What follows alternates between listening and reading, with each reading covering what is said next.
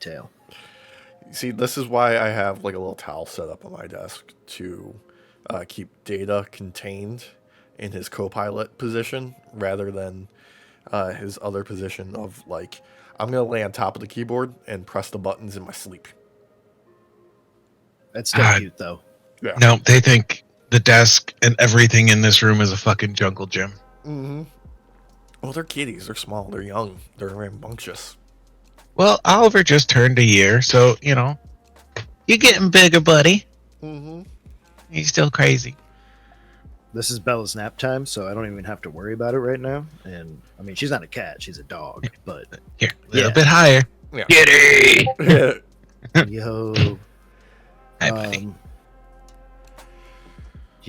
Did you type something did the cat type something in Yes. the chat? Yeah. Yes, he did. That was great. What is that? What did you make?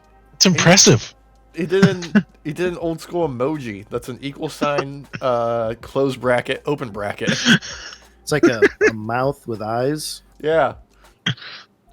He has this look. Is this the secret language of cats? I can't translate. He was like, "Don't pick me up. Let me put this in here so you know what I mean." Which is He's a doofus, but I love editing Derek, please put in the meme of the cat that makes that face, just so that like I don't look like an idiot. Please. You can do the editing cat, Derek. and You do have that options. Yeah. You can do that I'm one assuming kid we're who does the- recording. Yeah, we're recording because Okay.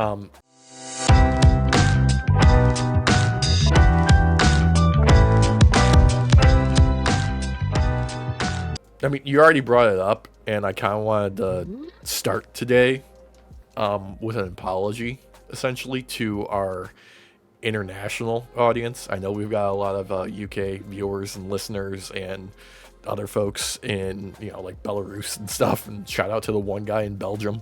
Yeah. Belarus? No, Belgium. No, but did you say we have viewers in Belarus? Yeah, that was a joke, Derek. Oh my god, I was like, really? Like, Do we what? really have a viewer in Belgium? Yes, we do. Yeah. Love your waffles. Yes. Yeah. Yeah. Because, today we are going to do a bit. We'll get to wrestling. I mean, but there's going to be a bit of a change with us here at Night Off. Because, I mean, it's been several days. I'm sure there's been plenty of tears, lots of anger, lots of rage, lots of hate. Profanity. Lots of profanity. Yeah.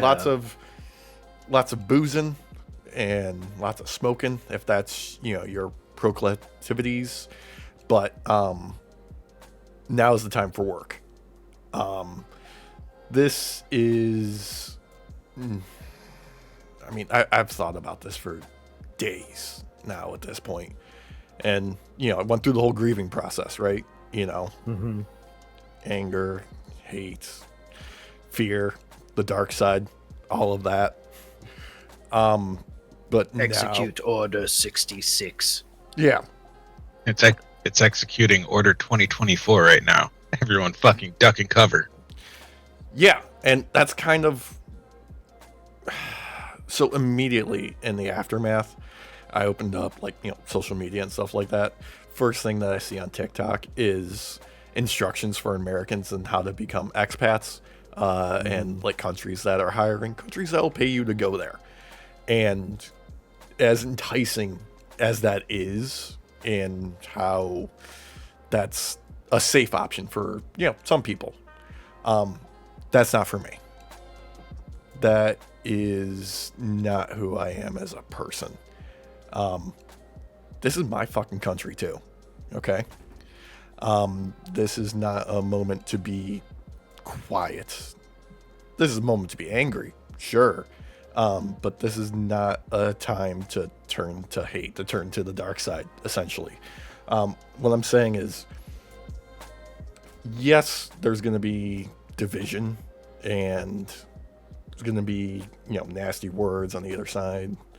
There might be violence, because that's a very real possibility. But this is the moment as a call to arms. more than anything. And I don't mean that in a way of like, civil war or such nonsense as that, because that is just bloodshed for bloodshed's sake. I'm saying this is the time to be the type of man and person that you should be, that we have always admired to be. This is the time to be the person that protects the people that need it the most. There are going to be disenfranchised minorities, people of the LGBTQ community. There are going to be people that are going to be at risk for being deported. This is the time to step up and protect those people. This is the time to not just give in to authoritarian regimes. This is the time to make your voices heard. This is the time to get involved locally. This is the time to put in the work, so to speak. I know it's easy to write this off as bullshit and say not my president, all that other kind of stuff. This is an election that didn't go the way that you wanted. Okay, fine. I get it. But we have an opportunity here to turn things back towards the right way. There's a moral obligation to do the right thing in this moment. And I've seen the outrage. And now we can embrace that outrage and use it for something good. Looking at the exit polling, there is a very sad story emerging, and it really comes down to a lot of young people falling into the trap of the easy route of blaming other people for their problems. And they'll use the excuse of, okay, oh, I was called racist by this side just because, I'm a straight white male. Nobody cares about my problems. Yes, men commit suicide at an alarming rate. Nobody cares about men's feelings. They're told to sit down, shut up, clam up about their problems and their worries. That's what drove so many people to that side of fascism, of authoritarianism, of oppressing people. Mm-hmm. Now is the time to reach out with open arms and draw the people in that are frightened, confused, and don't know any better. Now is the time to get people to see there is more than just hatred and making things worse for other people. Now's the time to educate the youth on how to be better people and who they should be. There are examples throughout history of how these things have gone and the people that fought for the right side of history, whether that be in real history or in fictional media. I mean, we've all grown up with prime examples of both real and fictional men that taught us how to be better. I mean, Aragorn, he's the template. The entire Fellowship. I mean, Boromir had a slip up, but he still did the right thing in the end. Mr. Rogers, Steve Irwin, Robin Williams. All these men taught you how to be a real man. It's time to live up to, what they thought you could be, what they knew you could be. Yeah. With a lot of how the numbers were shown is about 10 million or so less people voted for Kamala than they did for Biden in 2020. And for the most part, in many areas, Trump's numbers basically stayed the same, numbers wise. He didn't gain much more following in this election.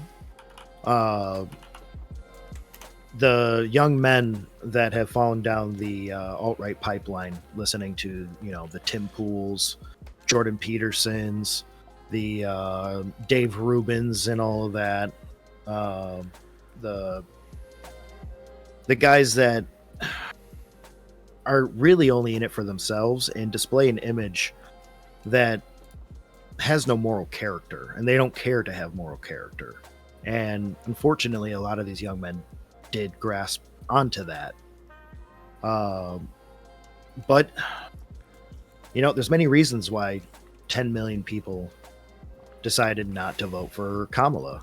I think it has to be said that the Democrats really shot themselves in the foot by not listening to the younger generation when it came to Palestine and Israel's, mass unaliving. The young made their voices heard, and instead of listening to them and coming to an understanding as to why maybe you shouldn't allow what is essentially America's vassal state to mass unalive an area and ethnically cleanse it, as now they are openly stating they're going to do for like northern Gaza. Instead, they decided to allow the police and the counter protesters to beat them, to harass them, to dox them, to take away their degrees or their chances of their degrees, not allow them to walk down and show that they graduated college and such. They decided to ruin these kids' lives. If you want these kids to vote for you, like what happened in 2020, you got to give them a reason to vote for you. And that, unfortunately, I think was a major player. And I think a lot of news organizations are doing a great disservice by not talking about that. Yeah. So a lot of what has been talked about and what's happening right now is just finger pointing. It's that there's a huge disservice being done to all Americans right now, where there is a lot of victim blaming happening instead of taking a hard look at, themselves. You've got to self-reflect. I'm speaking specifically about the Democratic Party here. The DNC is probably not going to learn a lesson here. The lesson that we don't need to learn is what we're going to have to force to happen. We're going to have to drag our politicians back to the correct path. And well, that depends, because right now, as of time of recording, we don't know who has control of the House. It's still very likely that it's Republicans, which means they have a clean sweep. Right. There might not be another election, Alex. This might have been it. Remember when we used to think politicians would have morals and ethics? It seems to, be falling apart completely at the base, and just this is their fault and they want to do this. Like, I am not a pro-Trump person. I supported Kamala, but fuck if I hate politicians in general. Like, you're full of shit. I know you're full of shit, and you know what? That guy is more full of shit than you, but morals and ethics are important, and it seems to be just getting thrown to the fucking side. And it's like, you know what? If they're going to play dirty, we'll play dirty. Someone have some fucking respect for yourself. Be better. Yeah. Don't make America great again. Let's make America good for the first time. That's a prime example of exactly, what we're talking about here. It's no longer about just that. Now we have to focus on, I'm going to say it, the anarchist tenets. Focus on, number one, yourself and the people around you that you care about. Practice self-reliance. Do it yourself. Like, now is the time to learn some skills. I'm going to recommend self-defense courses, getting a gym membership, or just learning how to do body weight fitness stuff at home, because your healthcare is probably not going to be there to keep you up. Get yourself a first aid kit, a personal first aid kit at home. If you're so inclined, train to use a firearm. Minorities are a lot harder to oppress when they're armed. It's just the truth.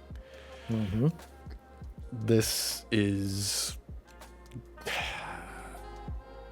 this is something that I want people to understand, and part of the reason of why we lost so much of that vote is because of the people not willing to put in the long-term work.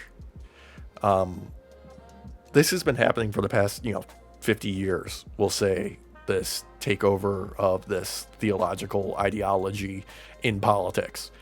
They've been working at it this whole time. They've been grinding at it. They've learned from failure. They've learned from failure. You have to commit in the long term, not just for you, but for the generations after you. Yeah, these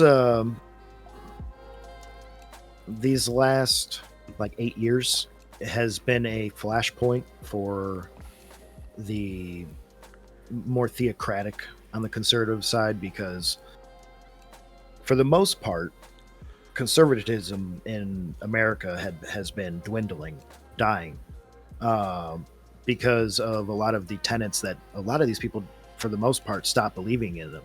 I don't say liberalism in the sense of liberals v conservative, but just liberalism in the ideology overall, or the era where people were coming to terms with things that were less black and white and more gray. I fear people have given in to nativism and isolationism to a degree that which they don't actually fully comprehend. A lot of this rise right now is eerily similar, especially with the playbook that was used, of the rise of Hitler. I know it sounds like it's exaggerative to say, but any knowledge of how Hitler came to power, any knowledge of what he did once he did come to power, this should scare the shit out of you, literally. Yeah, people forget that he was a joke, that he did serve time before. Yeah. Yay, repeating history. Think about it this way. Trump has vowed that he will enact vengeance on those that came for him because of his attempted coup that he did do. That's not alleged. No. That's not alleged. That's not something you can be held liable for. That's not something that's misinformation. He attempted a coup. He tried to take this country over. He failed. Our laws and systems bent, but they did not break at that point. And I fear in the time that it took between 2020 and 2024, they were able to hit the ground running and put mechanisms in place to be able to stall this out and be able to put people in positions of power in case it came to light that he lost yet again. Because I do believe that if he did lose the election, he would have claimed immediately that he won. And the same shenanigans we saw happen in 2020 would have happened again, but tenfold. And I think in many areas it would have actually worked. So, when you look at democracies and how they fall, this is it. This is literally it. They vote in these strong men, quote unquote, just in case you're only listening to the podcast and not watching, because strong men are actually weak men. And these authoritarian types, they get off on the idea of exerting power without actually truly realizing what power is and how it should be used. Because, don't get me wrong, I have many gripes with the founding fathers. I do. They were not good people. But there was one precedent that George Washington set early on, was that only serving 2 terms lest he be deemed a king at that point. And I fear Trump is the opposite, where now we are going to see him try and get rid of term limits for the president, try and make it harder for people to vote, take away a lot of their authority when it comes to that, because this is his final run otherwise. And with the way he acts, man, I don't see us being able to get out of this next one by just voting. I just don't. No, this is what I mean when I'm saying you need to get involved locally. because that's how this seeped in to begin with. This didn't start with Trump. This didn't start with the Tea Partiers. This started with, assholes like Jerry Falwell and his AM radio show and infecting people's brains with hatred. That's where Reagan, prime example. How many lives were lost because of his inactions or his policies that actively hurt people by denying them care, by denying that they existed. And his economic policies that just drove people into the ground that we're still living with the repercussions of. I mean, imagine the timeline where the DNC decided not to be as evil as Republicans and actually let Bernie take the win for the 2016 election. We would have had a President Bernie Sanders. Like, come on. Yeah, Bernie was always right and always will be right. Unfortunately, we have to live with that knowledge. It's sad, and I fear for a lot of friends and family that I know that fall into the undesirable category for Republicans, whether they be part of the LGBTQ plus community, whether they have immigrant parents that came here legally, because it doesn't matter whether they came illegally or legally. If you have a different skin tone than the ones that are coming into power now, then they're going to try and deport you. This mass deportation threat, it's real. This is part of the playbook. Yeah, and it doesn't end with there's they're trying to gear up a stronger version of their denaturalization process. So I'm sorry, and we've just a federal judge just stroked down the actually marrying people who were naturalized to an immigrant in order to gain them a path to citizenship status. It's another thing. I do believe we are going to see a lot of people be ripped from their families, and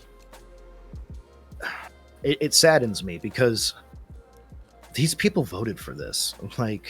Yeah, how do you reach across the aisle to someone who doesn't even agree that you exist as a human being?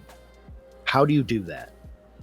Well, the trick there is education, which is why that's step one in their playbook of, we just fuck education right in the ass, and then we don't have to worry about anyone being smart enough to realize we're evil.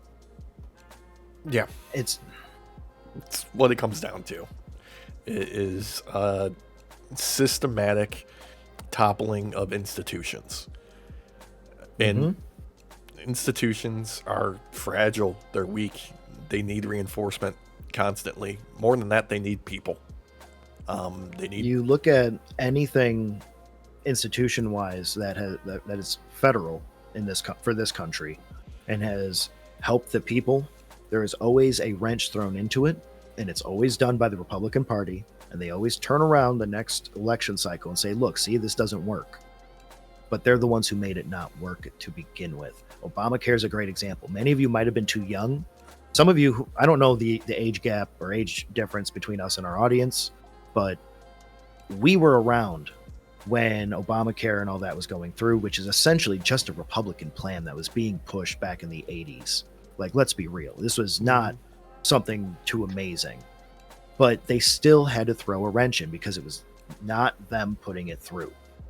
And if we had gotten everything we wanted, we would have had single payer. But there was no way, because he tried to meet them in the middle. And you don't meet fascists in the middle. They just drag you further to the right every time. And that's what we saw this election cycle too. When it came to Gaza, what was the Democrats' position? It was the exact same as Republicans. There was no difference. None. When it came to Ukraine, there was some difference, sure. But overall, the House Republicans and Senate Republicans do agree that Ukraine should be able to defend itself. Same thing with Democrats. And I'm not saying Ukraine shouldn't. Slava Ukraini. Erum Slava. But Derek, I barely speak English well. Glory to Ukraine. yeah, glory to the heroes. Yes. It's just, you don't win elections in this hostile of an environment by catering to those that just want to drag you further right, or never going to vote for you in the first place. Like, this was a moment, an opportunity to stand out and be different, and the Democrats decided not to do that. Like, they only have themselves to blame. I'm not going to sit here and blame Republicans. They've been at this long game for fucking decades. Yeah. Decades. Before we were born. I don't know. Like, it's hard to put all of my thoughts together, and I know for many of you that are listening or watching this, it might be the same way. Just know you're not alone. And if you don't feel safe here, which is very understandable, get out. Try and find a place where you can emigrate to and work towards a new life there. I understand that might seem hyperbolic for some. I just don't actually believe it is this time. I really don't. Look, at the end of the day, we're going to keep doing what we're doing here. Mm-hmm. You know, if you're looking for some escape from your everyday life, you just want to hang out, talk wrestling, talk video games, forget about things, you know, the bread and circus, so to speak. We'll still do that. But we are not going to shy away from anything here. We're not going to be hyperbolic. We're not going to be crazy with fanaticism here. But we are going to speak to injustices. We are not that big of a platform, let's face it. We're not going to be a giant platform. Those rights are reserved for people that side on the side of the billionaires that will profit off of the messaging that does them the most good. We're not going to be those people. We're going to be part of the resistance. We'll be the Rebel Alliance. We'll be the scrappy underdog fighting for what should exist in this world, where justice is aligned. That's right. Yeah. Vive la gente. Vive la raza.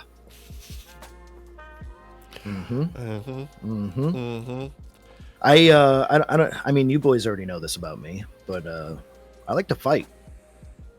And it gets me in trouble sometimes, but yeah, I like to fight, so I'm not going to take this lying down.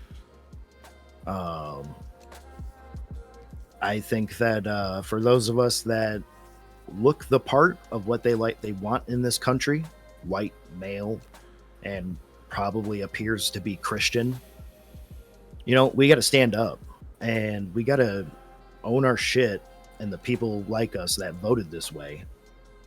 We got to hold them to account one way or another, whether it be publicly or in the ballot box. You can't let them win. They won the battle. They didn't win the fucking war.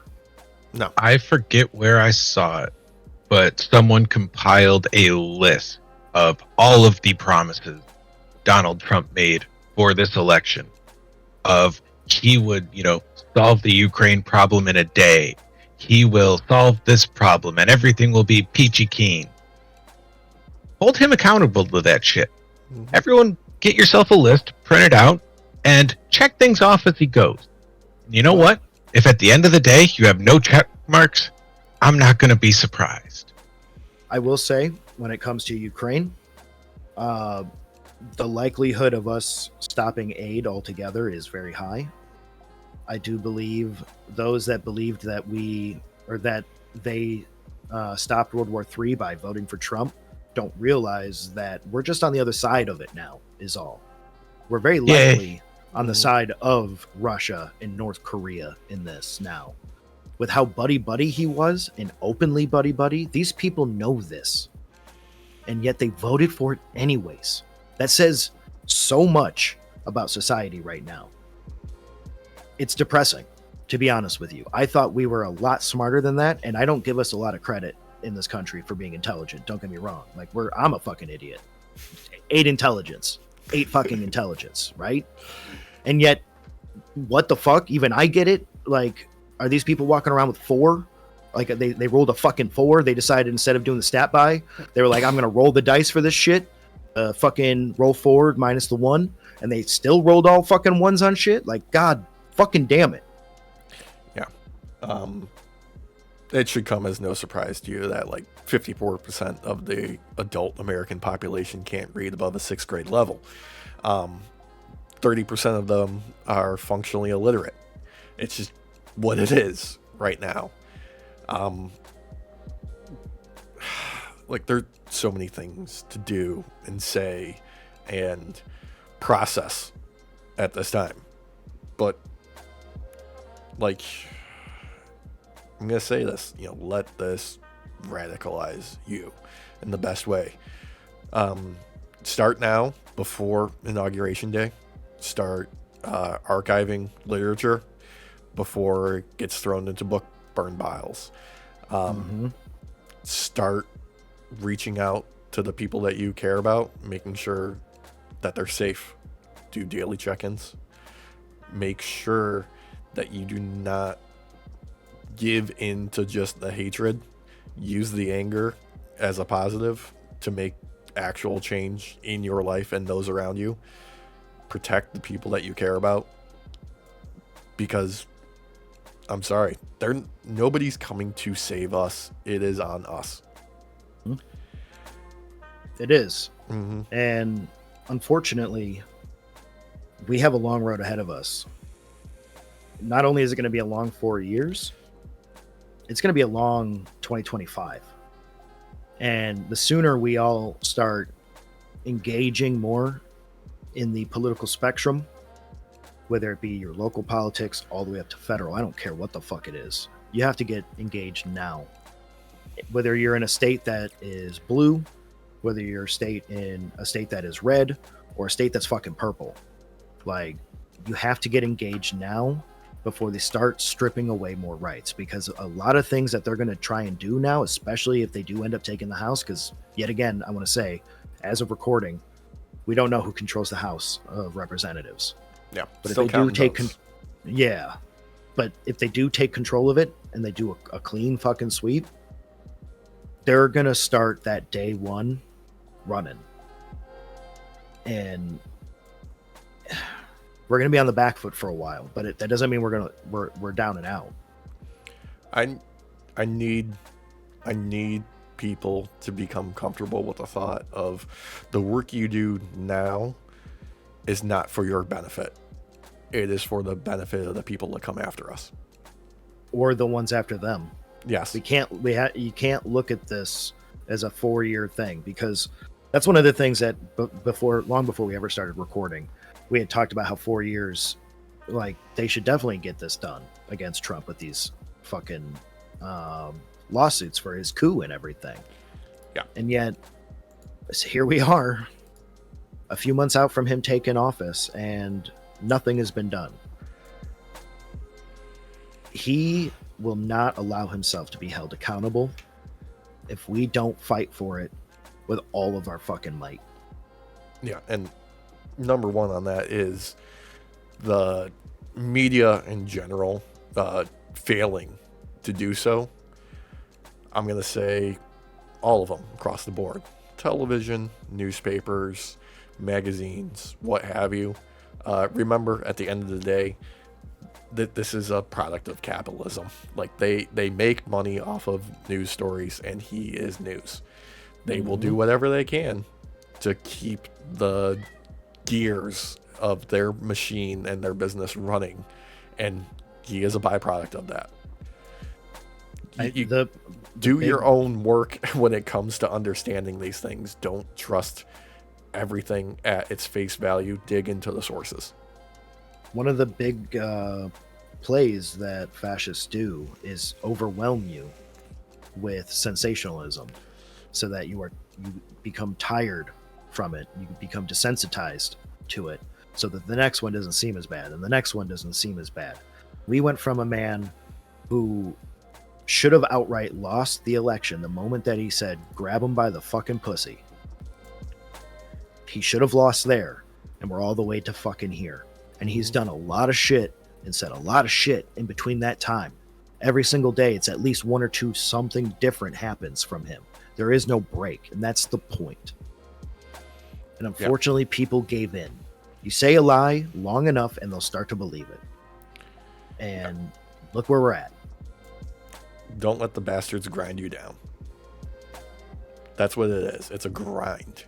They're going to grind and grind and grind. And if you give an inch, they'll take 5 more after that. Stand your ground. Yep. Debating in my head whether or not I want AI to arise as Skynet in the next 6 months and just take over. Would we be better off? God, I don't think so. Everything I've seen about AI models and machine learning, and as they develop, they build off of generative models, so they use what is pre-existing out there on the internet. Derek, I'm gonna let that pass. I see you trying to save face over there. But a big problem with that type of model is it, works off of the human knowledge base. And unfortunately, particularly, I think they used Reddit as an example for one machine learning model for an AI, and it became incredibly racist very quickly in the span of like a day, I want to say. Same thing with the one from Microsoft. They were using it to base it off of the social media profiles, and AI is just going to be as racist as America. I'm sorry. I mean, but against people. Against people, yeah. Maybe we're the problem. Avengers Ultron, right? How long was he connected to the internet before he decided the best practice was to just eradicate human beings as a whole? Oh, I saw a great take on that. Is that only went wrong because Tony Stark said, "You're here to save the Earth." Yeah. Mm-hmm. Okay. The people. Well, people are ruining the Earth. We get rid of them. Not you're here to save people. Mm-hmm. So I think you just gotta teach it right. Yeah, but hear me out. I think Ultron still would have come to the same conclusion of the best way to save humanity is by destroying it. So, I think inevitably he'll still get there. So, here's one positive, okay, boys. Let's say AI does inevitably come to try and destroy us, humanity as a whole. At least it won't be the Matrix timeline where we'll be stuck as useless batteries that don't actually power enough stuff to really do what they need. So, and you know what? We won't have to be there for another remake of the Matrix. So, how come those robots couldn't just dig up plutonium and uranium and mine and get their own nuclear generators going? Because seems way more efficient. Because human. Because there needed to be a story to tell. Okay, that's why they wanted humans stuck in vats of yum yum juice. So, no. You ever wonder what that tasted like? Was that strawberry flavor? Oh man, like a strawberry Pop-Tart. Maybe. Like you know what? I bet you we can ask Matthew McConaughey, because didn't he eat placenta? Because I bet it tastes like placenta. I don't want to know what that tastes like. No. Matthew McConaughey, shout out real quick, obviously.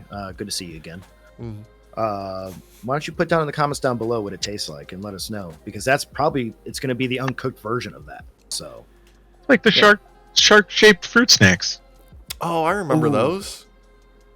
Have you boys ever like sniffled and like just a big giant like glob of like snot went in and you ended up swallowing it? What? That's going to be the consistency. I don't. No. Mm-hmm. I mean, that's like the slime from Ghostbusters 2 that was underneath New York. I bet you that had a smell to it. I guarantee you it had a smell to it. Yeah, it smelled like evil. Yeah. So a New York. Yeah, just New York. You can stop there. Yeah. All right. Well, all I mean, right. upstate New York is nice, though. I like upstate New York.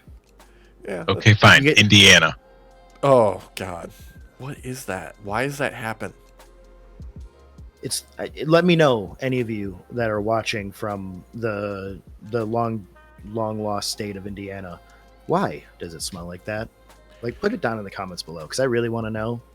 I don't like it. It's everywhere, and it's particularly bad in your cities. So, Is it like in history when that molasses factory vat like broke and it went everywhere and took months to clean up, and even after that, for years, the whole town smelled like molasses? Maybe. might be Did a good smell, something though. like that happen and you're not telling anyone? What was it? What did you spill, Indiana? Yeah. Hosers out there, let us know. All right. You know, coffee is really good at hiding smells. So, just make a giant. Ooh, I heard glass. Yeah, the coaster stuck to the cup there for a second. That was pretty cool. Mhm. It was terrifying. But just make a giant thing of coffee and just like have a giant vat of used coffee grounds spill out everywhere. Start over. Go neutral. So, yeah.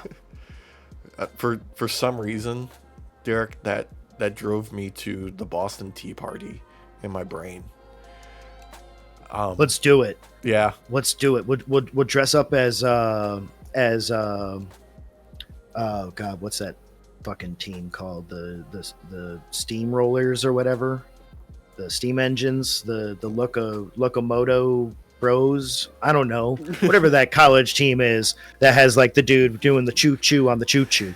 We're real good at sports. Yeah, let's dress Yeah, up as them, sports and ball. we'll dump used coffee into the into like whatever river is stinking up your place. I don't know. Yeah. Well, you know what? Let's just all go to Elkhart, and we'll start there, and we'll work our way down. I laugh when there's a study done and they're like, "Oh, that's actually runoff from Chicago." Fuck. Well, you know what? That's their fault still. Yeah. They should have been there. Let's be honest. If there was runoff from Chicago, it would smell like tavern-style pizza and Italian beefs. Oh, and stale beer. Don't forget the stale beer. Oh yeah, yeah, absolutely that. Maybe some And- Malort. Oh God! And, Why does it exist? We don't know. It exists as a prank. That's why it exists. Yeah, that sounds about right. like every so often, you just get like a waft of green dye going through. Yeah, once a year. Yeah. Oh. All right. Let's keep to some promises here. Let's talk some wrestling. Unfortunately, kind of a light week in the world of wrestling on as far as like the actual shows go. Yeah. Raw, kind of a wet fart. Pre-recorded Yeah. over in Rehab. Again, nothing really major happening outside of like, some bloodline news. Yeah. It's fine. It's nice to see Sami Zayn getting that reaction in Saudi Arabia, though. Yeah. Yeah. I That agree with that. reception, it was a bit heartwarming. I'm going to be honest with you. He felt justified in being in that ring and being on that microphone in that moment. I didn't expect it, but I was happy for it. Overall, the promo itself was pretty good. Yeah. It is weird seeing something in Saudi Arabia still, and it's still actually applying to storylines happening and not just being another side quest. Yeah. So I will give it to you, Alex. Crown Jewel now, after watching Raw, does make me believe it's less side questy. So Yeah, it feels like a canon event for the first time in, decade plus. yeah. The other thing I will say that was actually pretty great was Dragon Lee versus Chad Gable. Fantastic. Chad Gable's a fucking goddamn worker. My God. Him giving Dragon Lee an opportunity to shine when he's not being dragged down and being bottom of the card with the LWO is nice. But at the same time, it's just like, okay, where's the story? Yeah, I mean, don't get me wrong. Lee looked amazing out there. Mhm. Whether he was when he was flying up or whether he was taking a bump, he just looked great. Yeah. Some of those bumps are scarier than others, though, and I'm surprised that he walked away as clean as he did. So, um, overall, it was a pretty good match, though.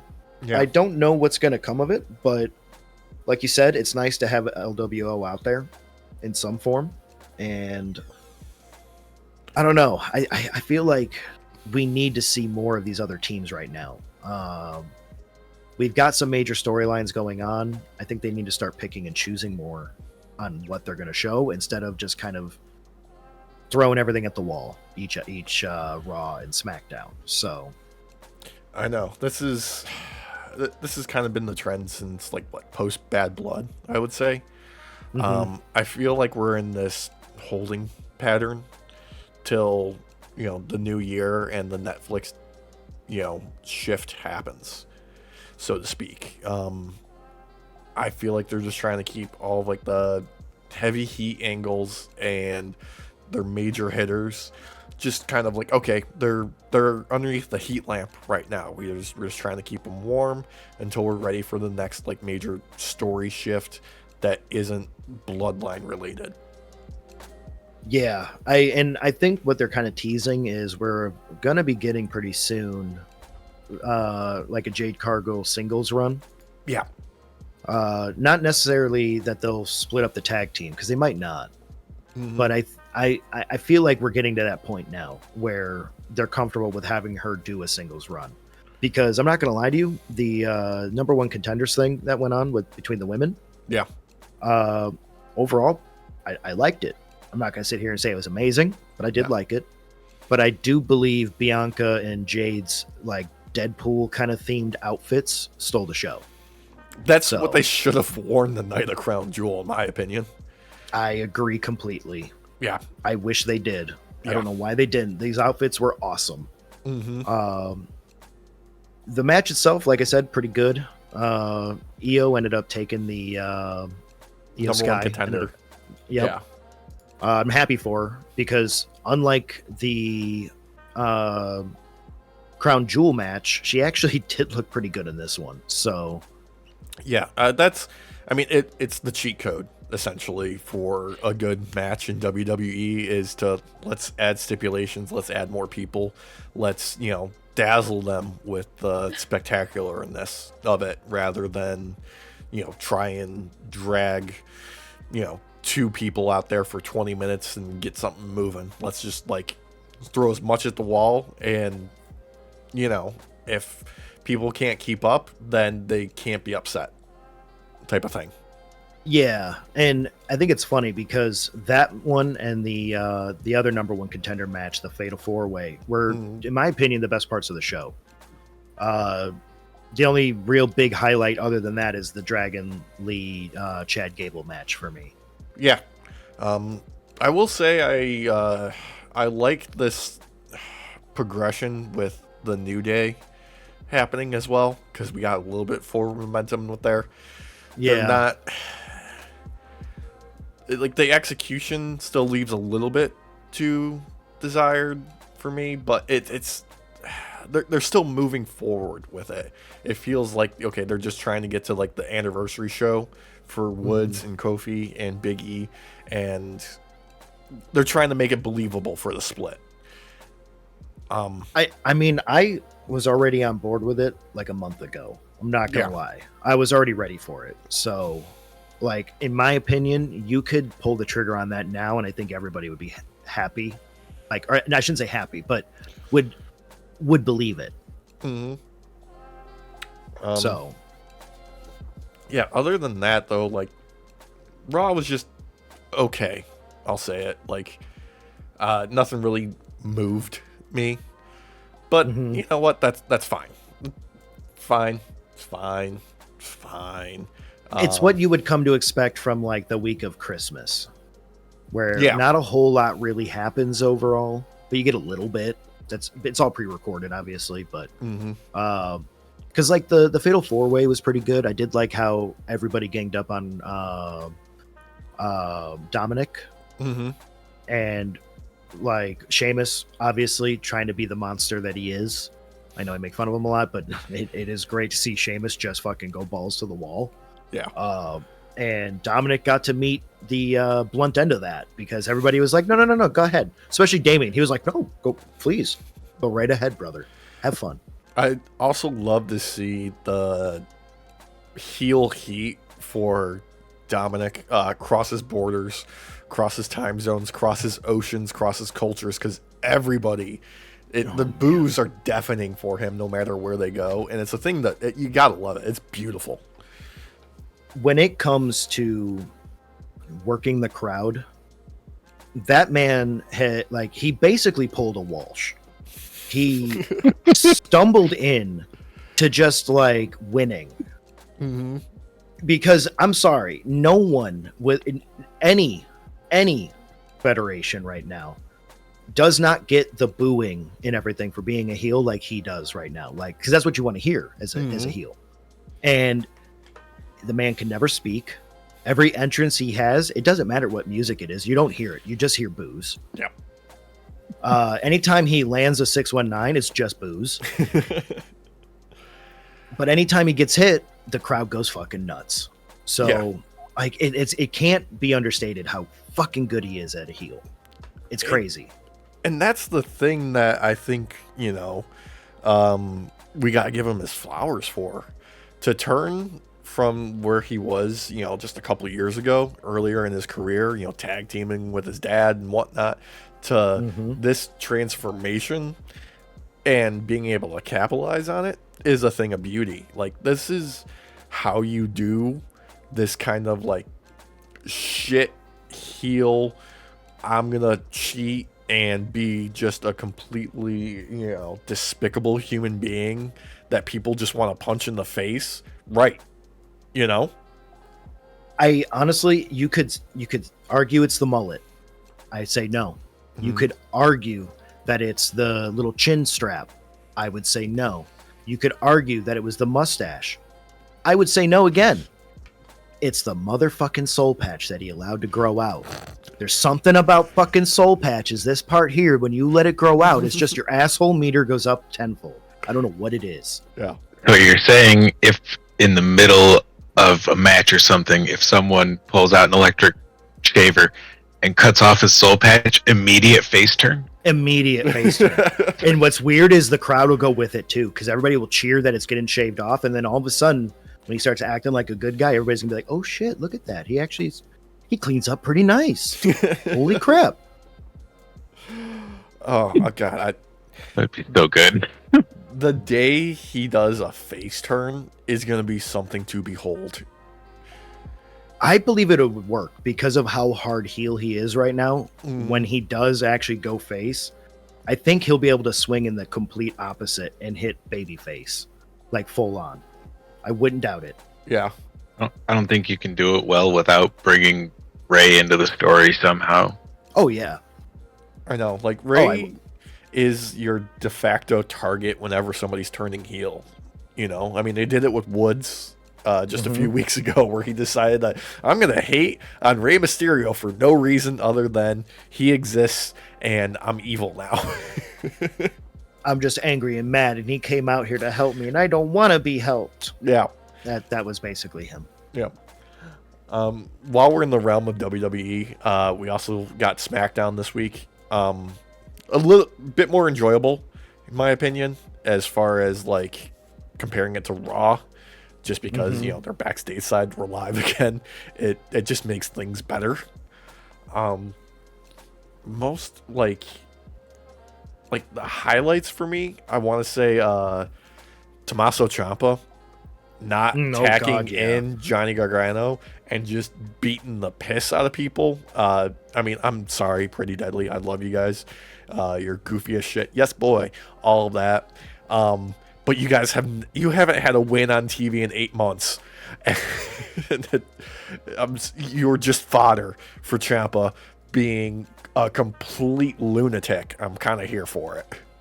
They didn't even pretend like they could do anything to DIY. I'm sorry.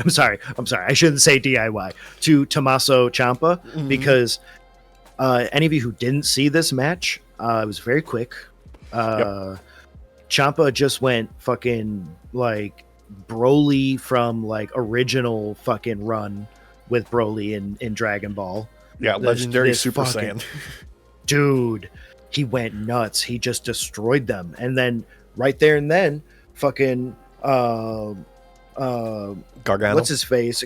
Thank you, Gargano. I lost my train of thought there. He's like, come on, tag me in. He's like, no, bro, I'm done. I'm good. Yeah. He takes them both out of the ring, has enough of his way with them, lets one come back into the ring, and then ends it, and it's over, and he storms off. And I was like, oh my God, they're breaking up DIY. Yeah. Like, and I'm not against it, because like, didn't correct me if I'm wrong, but didn't Ciampa and Gargano have a rivalry in NXT? Yes. Yeah. Like, this is I would retreading that same ground. Hoping to reignite that magic. Yeah, I would love to see that. Yeah, I mean, and this might be what they need, because, you know, we've talked about this many times before. DIY, great tag team. Don't get the best reaction from the jump of a match. Mm-hmm. It takes them time to get the crowd on their side and to get them to believe that they can win and eventually get those cheers and get people up for the moves. If this is, you know, their, you know, modus operandi going forward, like, okay, no, we're just going to do the turn. We're going to have these guys feud. We're going to get this heated up. Go for it. Go for it. This works. This works. I hate to say it, but we always bring it up all the time, but the men's tag team division, they don't give a fuck about it at WWE, and it's bloated already. So let's have some of these tag teams break up for a little while, do some singles runs, allow Motor City Machine Guns to just dominate for a little while. Yeah. Let's kind of wrap up some of the Bloodline stuff so we can break that tag team up again.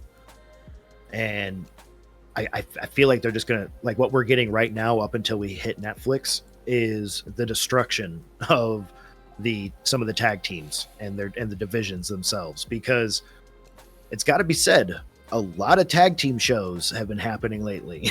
Yeah. And a lot of these teams are really mad at each other. So yeah. And also, like, you know, while we're on like DIY and whatnot, another person I want to throw into the mix of kind of like, okay, no, let's go to something that works better, because they're not getting over with their current gimmick. Karrion Kross, right? Yeah. The on-screen stuff, he has his moments, but I think they need to let him be more him. If you keep up with him and Scarlett on social media, they are so much better there being themselves than they are with their on-screen personas. Prime example, last week, Miz was basically kidnapped by the Wyatt Six. After the show, Karrion Kross was like, he just put a little video out on, I think it was like Twitter or Instagram or something like that. He's just like drawing in like his hotel room, and Scarlett comes up and she's got like her pajamas on. She goes, you know, we should probably go look for the Miz or something like that, shouldn't we? He goes, yeah, I guess so. How long has it been? They've had him for like a half hour. He's probably dead. I mean, we'll go look, but you know, there's no point. Like, just let him do more of that on TV. Yeah. Oh my God, I would love that, actually. Yeah. Because like, he's got the look of like a beast, but he just doesn't come across that way normally. Like, I hate to say it, but like him and his group come across like bumbling buffoons half the time. Yeah. Instead, they should let him be who he is as a person, and that is a funny guy. Like, he is a funny person. Let him, like, he can still do like the intimidation and the snark and stuff like that, but he can be funny about it and make it work. This was a good example of like what works for Karrion Kross. Let him be the guy who's just kind of an asshole about things, but he's funny about it, you know? Let him do another heel turn as a heel. Like, just another turn as a heel again, and that's when he comes up with the new like asshole comedy gimmick. Yeah, I would love that. Yeah, because there's nothing that I know of that doesn't allow you to go from heel to heel again, but just a new heel. So just do it. Yeah, just do it. Yeah. Speaking of heels, though, Kevin Owens pile driving Randy Orton. My God, you watch AEW, Yeah. somebody will hit a pile driver every now and then. When it happens on WWE, because it's a banned move, they treat it like a nuclear bomb went off. You gotta love the selling on it. It takes it up and just sets you up for something that is like transgressive. It's like, oh my God, clutch your pearls. How could he do that? I mean, you bring out medical staff and a stretcher, and you have to like put him up onto it, and you have Cody like basically crying, following him all the way to the hospital. Yeah, essentially getting in the ambulance with him. Yeah. Like, and don't and to. If you're going to have someone sell it where it could be somewhat believable, in my opinion, having Randy Orton, who has fucked himself up really badly over the years, it would be somewhat believable that he got hurt from a fucking pile driver. So, yeah, there was something that they put out in like social media after the fact of like, oh, Randy Orton is out with, I can't even remember what words they use. It was a very highly technical term for like spinal compression or something like that. I'm like, yes, sell this. Sell this as hard as you can. I want Randy Orton to come back wearing like a neck brace in order to like trying to chase down Kevin Owens, but he can't keep up. Oh, do the full back brace and then where it keeps your head stiff too. Oh yeah, with like the steel rods. Yeah. Full Metal Monster. Mm-hmm. Oh man, and then have Cody making fun of him all the time for it too. Yeah, just off to the side, following him around. Mm-hmm. Yeah. And then he'll call him a bird.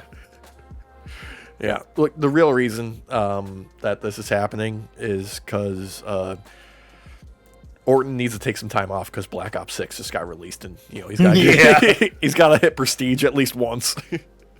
Which you should look forward to some of that, audience. We might give that a shot soon.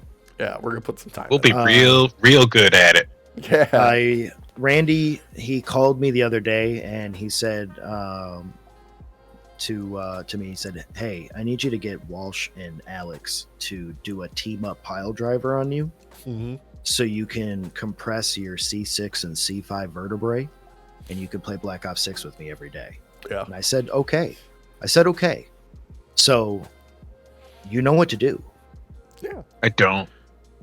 But I'll listen to Alex's instruction. Yeah. That'll make it actually more believable for the audience when they see me get pile drived to the ground. Yeah. With you not knowing, it'll look sloppy, which will make it seem more dangerous. Yeah, it'll be perfect. So, it is more dangerous.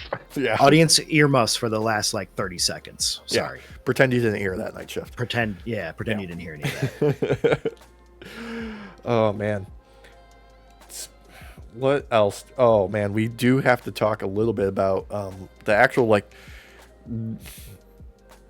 Sami Zayn reuniting with the Bloodline, like officially now. I like how they played that this week with Roman still being the same guy. Like he still got to learn his lessons and be open to critiques, to listen to the Usos, to listen to those around them that like know better than he does, to set his ego aside and accept help when it's coming from somebody like Sammy, right?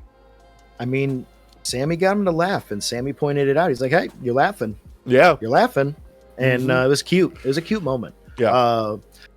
Audience, if you've been watching WWE for a while, this is very much 2022, like 2021, 2022 Bloodline vibes. Yeah. Where it was all fun and games still before it got real serious.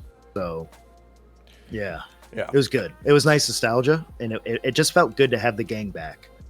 It felt good to have them back, ones up in the center of the ring. Also, I love how this is just going to fuel Kevin Owens being more angry and pissed off at everybody, which is going to lead to him and Sammy facing off, and I'm here for it. Honestly, if we get a War Games match and KO is on the side of the new Bloodline with Solo, just because he's so angry at Sammy for this, I'm gonna laugh. I could see it happen. Yeah. Personally, I could see it happen, especially if Roman is going the if I can't beat him, join him route and kind of teaming up more and more with Cody. Mm-hmm. I think it's inevitable. I think it's just inevitable. Yeah.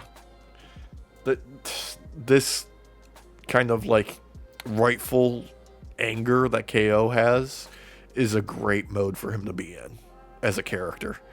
This is one of the like best uses of Kevin Owens in my opinion. Well, we were kind of not fully complaining, but a little bit complaining about how they weren't really executing on trying to make him look crazy. Mm-hmm. I think this did it. I think this, for anyone who wasn't convinced that's the line they're going with and they haven't sold it yet, I think this was the selling point, was this pile driver. Yeah, I mean, this is like the classic storytelling technique. This is show, don't tell. They were telling us before, now they are showing. Yeah, and I think it was more effective. I think it was super effective. I think this is like using bubble on a Charmander. So I saw exactly where you're going with that. thank you. Yeah. Thank you. The Shout other out to all the Charmanders out there in the night shift, because I'm right there with you. I would have been shot and I would have been taken out because it was super effective. Yeah. That's because Squirtle's the best. Don't you ever. No, we're Don't not you fucking we're ever. not He has starting this sunglasses. The evil one, Yeah. Which one do you think I'm talking about? Yeah, the Charmander gangster was one. cute. Charmander was cute and had to cover up his tail with the leaf, otherwise he would die in the rain. Yeah, And I was Derek, like, oh my god, I want to bring him in the house and hold him. no, Derek, this is pointless. Walsh, besides Pikachu and Eevee, who gets used the most when it comes to any form of Pokemon media? Fucking Charizard, bro. That's right. Yeah, because the evolved version is a dragon. Mhm. Actually, no, he's not. Well, not Actually, technically, no. yeah. Technically, he's not. He's fire Funny flying. enough, yeah, he's Yeah. fire and flying. He's Yeah. not the dragon type. Mhm. Yeah, I'm not talking about type. I'm just talking about, colloquially, he's a dragon, okay? Like, there's no No. getting around it. He is the shape and has the abilities of a medieval dragon. He's not a dragon. Yes, no. he is not your typical, like, Asian serpentine dragon. Yeah, he's not one of those, which is what they meant, I think. He is a flying fire lizard. Hey, Derek, define dragon. A dragon is a mythical being of epic proportions That that can fly and shoot sometimes fire. holds the shape of a lizard-like being, Yeah, like a Are you like a saying wyvern. dragons aren't reptilian? like a wyvern. Yep. Or sometimes looks like a flying furry dog and does not help a horse get out of mud. Don't you dare. Don't You're welcome. Yeah. God. You're welcome. All right, I'm gonna go cry now. Yeah, sorry for making all of you relive that trauma. Boys, this is my heel turn. All right, Yeah. this is my heel turn. Yeah. Speaking I've of already been on my things- heel turn. What am I talking about? Yeah. Speaking of things that are long overdue, the other thing on SmackDown was we finally got a women's mid-card title. We now have a women's U.S. championship. Long fucking overdue. Mm-hmm. I'm tired of what little we get in women's storylines. I would like another belt to have as much weight as LA Knights, and I think this will. I know they're both U.S. titles, but I think this actually will have a lot of weight to it, especially if they take it seriously enough. So, Yeah, I just want them to take it serious. I want this to be a prestige title to be, competed for. My headcanon is they decided to announce this the week after the election on purpose as a signal.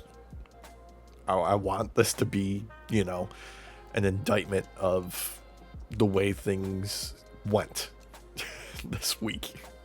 yeah, I worry because you might not know this, audience, but in my family, we have a predisposition for women being born in it. Not just men. It's weird, I know. And this might come out of left field for some of you, but I like it when women have equal rights to me. And right now they don't. Yeah. Also, we're also on the verge of losing our bodily autonomy too with some of these decisions that have come out of the Supreme Court. So be ready. be ready. Yeah. Schedule those vasectomies now. Yeah, snip, snip, motherfucker. Mm-hmm. Looking at you, Walsh. I'm up for it, man.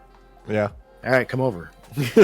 No, I, like a normal person, go to a medical professional, not a senator or a representative. Oh, well, lucky for you, I'm none of those three. So Then fuck it, I'm in. Yeah. I have reverse pliers, so when I squeeze, it actually opens, and they are good enough to get to the pore level. So I'll just open up a pore. Those are for getting true arc rings off. I got one of those. Oh, good. Okay, well, I'll just open up a pore, and I will just do a little cauterization, and then I'll pull it out. I'll give you a bag of peas, and I'll send you memes making fun of you for getting snipped as I get snipped. Mm-hmm. Let's make it a party. Yeah. We can share the bag of peas. We can all snip each other. Yeah. Just do it in a big circle. 2, 3, go. Yeah, fucking round robin that shit. It'll be a bonding experience. You know what? There can never be enough bonding experiences between the three of us, Alex. Yeah. We've seen some shit. But seriously, though, jokes aside, we love all of you. We want you all to be safe. This is a safe space for you. If you feel like you are in need of help or anything like that, do not be afraid to reach out to services in your area. And yeah, this is our country too. Don't let them change it. And we're here for you too. Yeah. I do want to cover a couple of things on Dynamite this week. Okay. Not that great of a show, I'm gonna be honest. It was okay, you know. Couple of like things that were really great though. Number one, obviously, you know, we got Hurt Syndicate doing their business. We're getting Swerve and Bobby at Full Gear. Run it, do it. You got a couple more weeks to build this up even more. Do it. I'm seated for it since the announcement. Just do whatever you got to do to, you know, build it up more, and sell tickets to that. Done. Easy. No problem there. Both Bobby and Benjamin Shelton looked like fucking monsters walking out there. All three of them, really, in their suits. I almost wore a suit for today's episode because I didn't know what we were going to talk about, and I wanted MVP to know that I'm ready for my card. I still am. I know I'm a little underdressed, MVP. I apologize, but I can dress up. I do wear a suit daily, so I'm ready for you, brother. Offer me the invite, please. Someone who also already received his invite was Ricochet. Got a little interaction with them backstage. Him rocking the suit. I believe it's the same suit that he was wearing at the show where he surprised the fuck out of everybody. No one more than Zack Sabre Jr. I don't know if you saw this, but after, you know, the main event, Zack Sabre Jr.'s celebrating in the ring. There's streamers coming down, all this kind of stuff. Ricochet comes out from the crowd, suited to the nines, wearing dress shoes, gets up on the ring, does a springboard flying forearm to Zack Sabre Jr. from nowhere. Okay, number one, he's wearing dress shoes. It's the end of a long show. Those ropes are slippery. The dude looked like $1 million out there. The way they're selling Ricochet right now, he deserves what's happening. Like, they're selling him as a main eventer. They're putting him out there as a main eventer.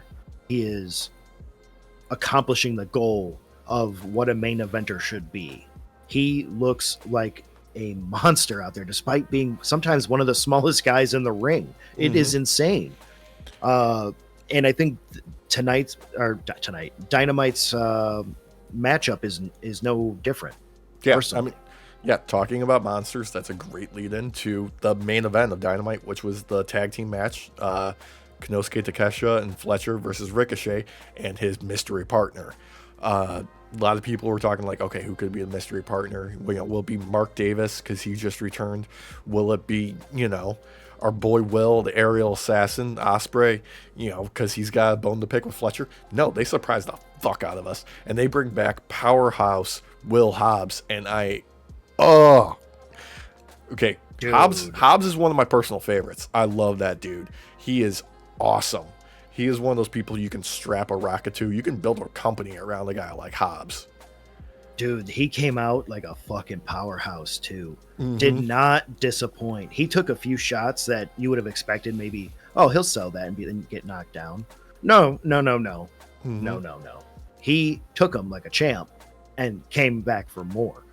I think he went to his knees, I think maybe twice, other than getting thrown on his back a couple of times. But every time he went down to his knees, every time he was getting back up, man, the room just felt scarier. Yeah. Scarier. Will Hobbs is, I will say, the guy with the best spine buster since Arn Anderson, easily, hands down. I have never seen anybody else do a spine buster that looked that good. That is it's probably one of the safest moves you can take in wrestling, and he makes it look deadly as fuck. He did it off the most deadliest rope. Second rope, yeah. Yeah. And let me tell you, it looked even deadlier than it normally does going off of the world's deadliest rope. Yeah. The man, he has everything that he needs to be at the top of the game, to be at the top of the ticket. And I feel like this return here definitely is selling it on me that they need to do that, because the man looked great. Him and Ricochet worked really well together. They even had a spot. Yeah, where with a moonsault from Will Hobbs' shoulders. From his shoulders. Yeah, to the outside. And don't get me wrong, it did take a moment to set up. Mm-hmm. And Takeshita and then Fletcher, they stood outside and waited for an extra moment. Mm-hmm. Doesn't matter, because they both sold it as like they were too fucking bewildered at what actually was happening to actually move out of the way. So it still worked. Yeah. And it looked awesome. It just looked awesome. I think we're about to see this crazy rise of Ricochet and Hobbs in the next few months here. Yeah, those two have... I'm not saying you have to do this, but if they are not part of the Hurt Syndicate, it is a damn good missed opportunity, and they better be feuding with them. Because I want to see Bobby Lashley go up against Will Hobbs. Like, that is a meat match. With a side of meat. This is my theory. With meat gravy. Okay. Oh, dude, so much meat gravy, just like dripping on you. Mm-hmm. Just dripping. No, my theory with this is the Hurt Syndicate is going to put the Hurt onto Hobbs and Ricochet, mm-hmm. and basically force them to join. Okay. I do believe they're going to set some circumstances in motion where Ricochet and Hobbs are going to go up against Mox and his crew. And they're going to see it as no other option now but to join MVP and create this faction. Because I do believe now, especially after this last Dynamite, that it needs to be the Hurt Syndicate that actually does take down Mox and his crew. I think OC needs to go up against Mox and fail, but have it look awesome. The hero loses, and now a different evil needs to win. I mean, speaking of Mox and his crew, Claudio and Pac going against OC and Darby in the opening. Couple of things to highlight here. Number one, match, it was fine. It was a blast at some points. Mm-hmm. Standout star though was Claudio Castagnoli. Okay, number one, coming out in gear with Warhammer Purity seals on it. Love the touch. Mm-hmm. Love it.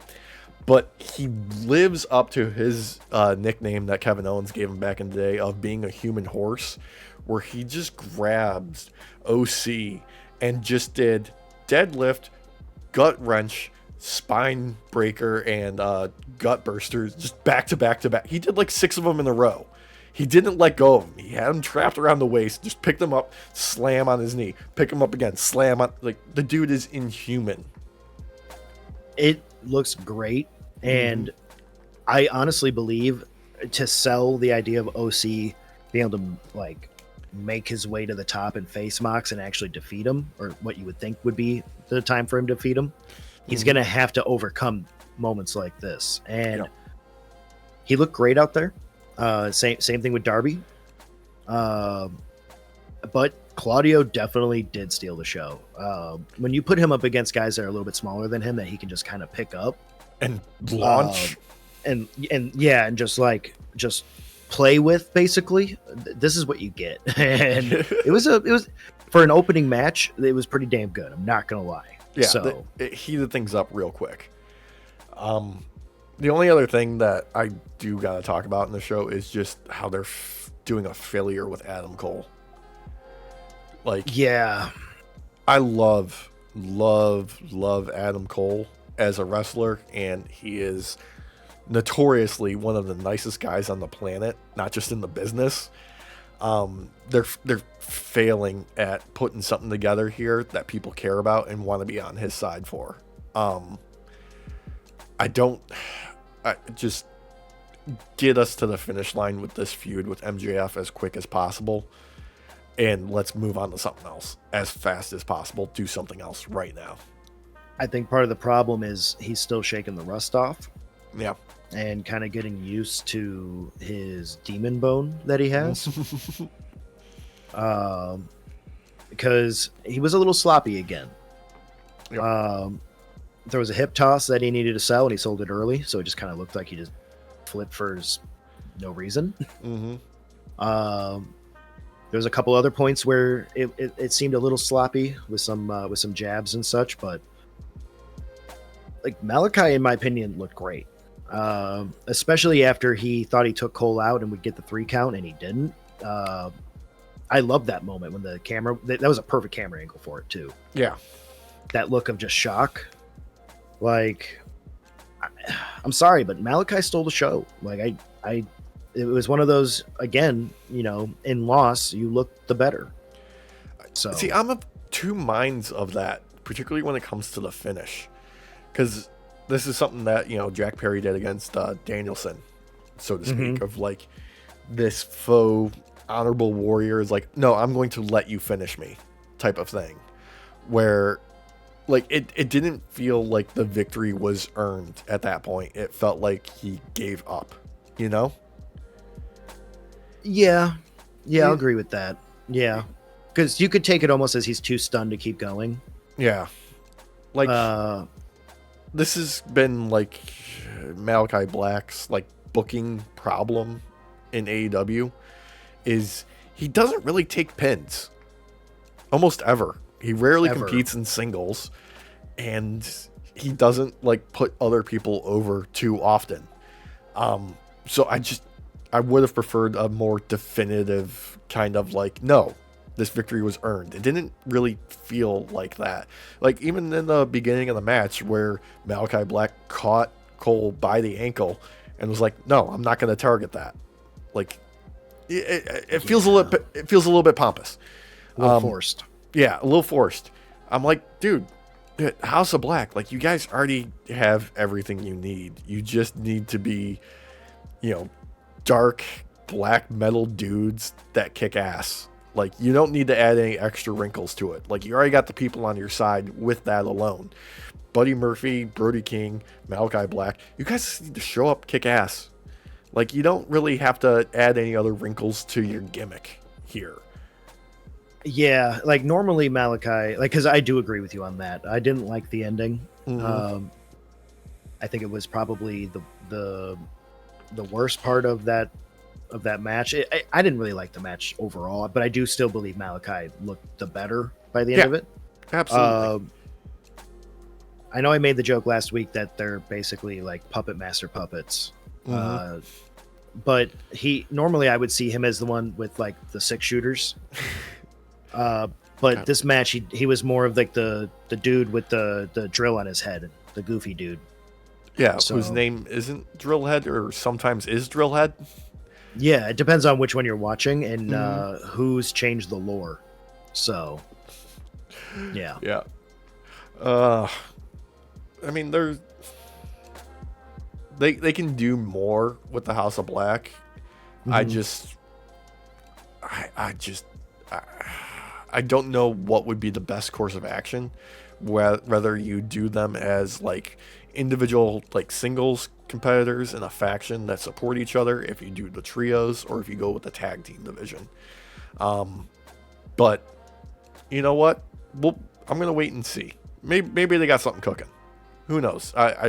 They just teased Julia Hart coming back on Collision on Saturday night, so maybe that's what they need. What do you think they need, Walsh?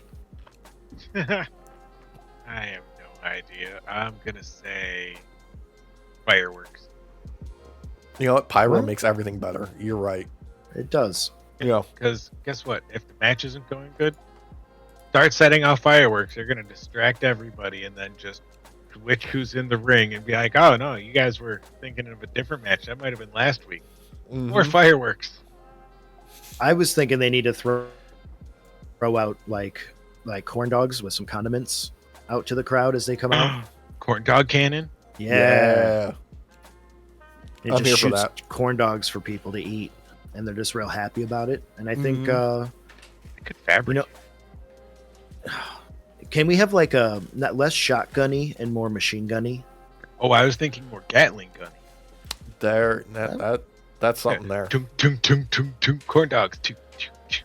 And all the children just open up their mouths and allow the corn dogs to land perfectly, like onto their mouth to eat it. And I'm not sure, but flight characteristics might say it goes stick first. so we So we add give some them catcher's gloves, like catcher's mitts.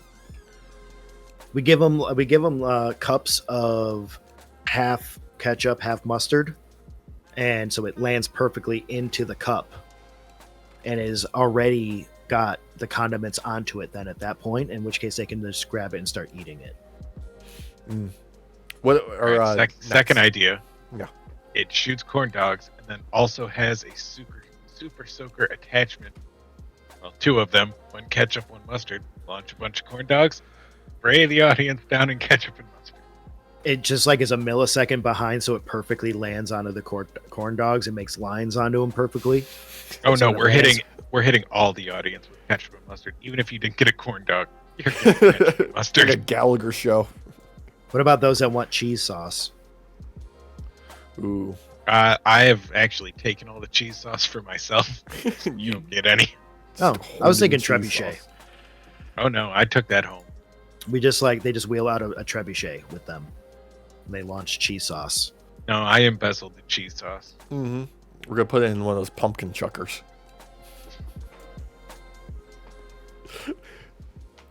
Yes, we Yeah. are. Yeah. But we're gonna make sure that the cap is sealed onto it, like a full lid seal. So when it shoots out, it gets that correct amount of pressure. So when it actually does land, it acts like an artillery shell and just makes fucking cheese act like shrapnel and cover the people in delicious cheesy goodness. Yeah. You know, I'm going to save us a bunch of time and money. Let's hire some guy for $20, give him a bucket of cheese, and he can walk around just pouring it on people. Why don't they walk around with a cauldron of hamburger helper? Well, that's a different guy we got to hire. That's a different guy. And also, let's face it, dude, like Hamburger Helper was gone downhill in the past decade at least. Was It's- it ever uphill? I I feel mean, like it stayed consistent. it's been terrible, but it's been getting progressively worse from what I've heard from people that actually use it. I haven't had it in at least a decade. Yeah, So I guess I would. I see it in boxes, in the store. Always been a thing. Just They changed exists. it? Yeah. the glove, right? The mascot. Yeah. What happens if you put them on? You're like, I need to grab something out of the oven. Whoop. I do not have the necessary medical degree in order to attempt that. I believe you need to contact a proctologist. First off, you need permission. Okay, thank you. I was gonna say that. Yeah, you need consent first off. Yep, gotta get consent, and then Yep. is flame retardant, so he'll be fine. Oh. I believe his insides are made of what's that stuff called? Like super heat resistant. I believe, Aerogel. I believe that the term is retired. Yes, Oh. flame retired. Inflammable means flammable? Who knew? Hi, Dr. Nick. He's like, I don't like you. You never did. Yep, never. You never did. Yep.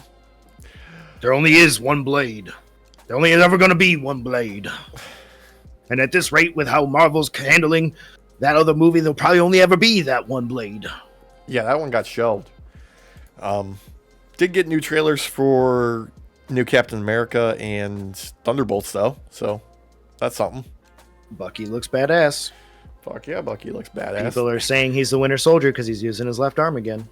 And he's got long hair again, despite being a U.S. Senator, I believe, now in the storyline. He is a professional ball handler. Mm-hmm. He won the Nobel Prize for the correct position for cupping and tickling at the same time. Yeah. Yeah, mind the stepchildren. We all learned that very, very, way too early, I'm going to say. Yep. Yeah. Yep. Yeah. Anyway, it's good. It's going to do it for us this week. Thank you so much for joining us. We'll see you next time on your next night off. Until then, remember, like, comment, share, subscribe, do all the engagement, all that kind of stuff. But more importantly, check in on the people you love. Take care of them. Do the right thing. Only thing left to do, say goodnight, boys. Good night, everybody. Buenas noches, Night Shift.